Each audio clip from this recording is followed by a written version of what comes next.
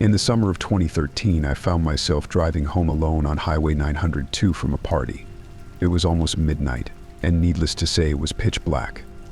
As was usual at night, I was on edge. I know that I looked backward and saw nothing.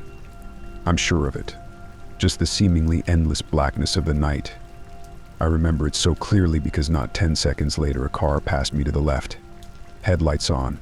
I had one of those sudden adrenaline rushes, like when you think you see a person outside your bedroom window when it's just a tree, or when you start awake at night with the feeling of falling.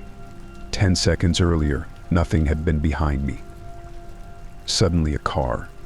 I drove the rest of the way home shivering and knowing something was off. The next morning I found 2 sets of scratches near the back of my van. One was on the left rear, one was on the right. The car was pretty old. They could have been there for months, but that was the first time that I distinctly In hindsight, there are 2 possibilities for what happened that night. Possibility 1. By some glitch in reality or something paranormal, this other car had somehow appeared behind me within 10 seconds of me checking my mirror. Like some weird ghost crap or something. However, the second option is what makes my blood run cold whenever I consider it. It didn't even occur to me until months after the fact, but it makes me dread driving alone at night even more. Possibility 2. The car was normal. It had approached me from the rear and passed me to my left. However, something large and wide and as black as the night had been clinging to the rear of my car, obscuring my view through the window and leaving deep scratches on the side, and I had inadvertently driven it home with me. This actually happened to me a few years back at the University of the Arts in Philadelphia. My sophomore year, I roomed with a girl named Kara. She was a jazz vocalist, but her main interest was opera. We had a small room on the 6th floor of a dormitory called Juniper Hall. The walls were thin, and her last night's singing and voice practices would keep me up late. After a month or so of lost sleep, I convinced her to move her last night practices to the music studios in the Merriam Theater building a block away. Around 8 one evening, Kara announced that she would be practicing late for an upcoming recital and probably wouldn't be home until around midnight. Great, I thought. That means I can go to bed early. I was beat. I had a horrible day in acting studio, was ready to pass out as soon as I had dinner.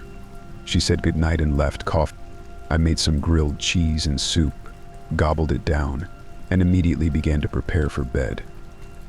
By the time I got out of the shower, my eyelids were so heavy I could hardly brush my teeth.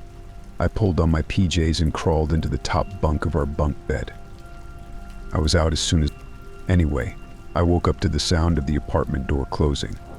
I opened my eyes and groggily checked my phone. Midnight on the dot. I rolled back over and closed my eyes. I heard Kara enter the room and stop in front of the bunk bed. Checking to see if I'm actually asleep, I thought. She flopped down on the bed below me, which was strange, as she was a stickler for brushing her teeth and washing up before bed.